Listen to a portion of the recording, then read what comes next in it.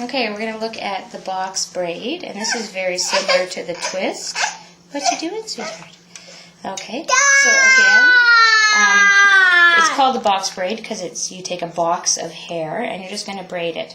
Now, you generally I clip this away, but we're just doing this quickly. So.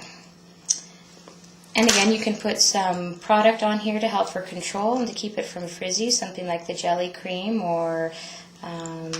More? You still have some. So anyway, we're just going to take, this could be a box of hair, it could be a triangle of hair, just any sort of pattern that you want to make. And we're just going to do a basic braid, so split it into your 3 strands and braid it. And again, trying to get the base as tight as you can. It just helps it look a little bit neater for a little bit longer. Grab a little piece of it.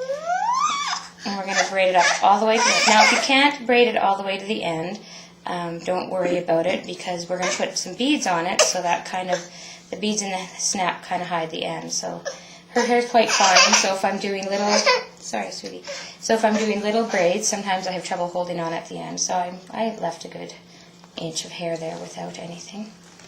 And then I'm going to bead. Now normally I would fill this right up with all the beads needed for the hair. Just 1 second.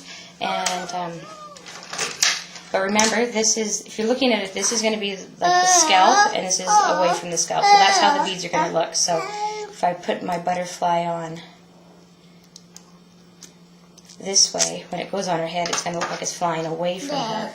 I like them look like they're flying towards her, so I always put them on backwards.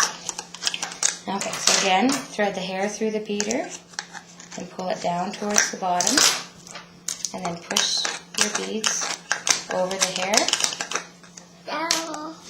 And you have some beads. And when I'm doing the braids, I tend not to fill it up with the whole length. I just tend to put 1 or 2 on at the end for decoration, wrapping the hair around the hinge of the snap and snapping it closed. And there we have a nice little braid. And that doesn't take a lot of skill, and you can just do different patterns around their head, just based on the way you part it.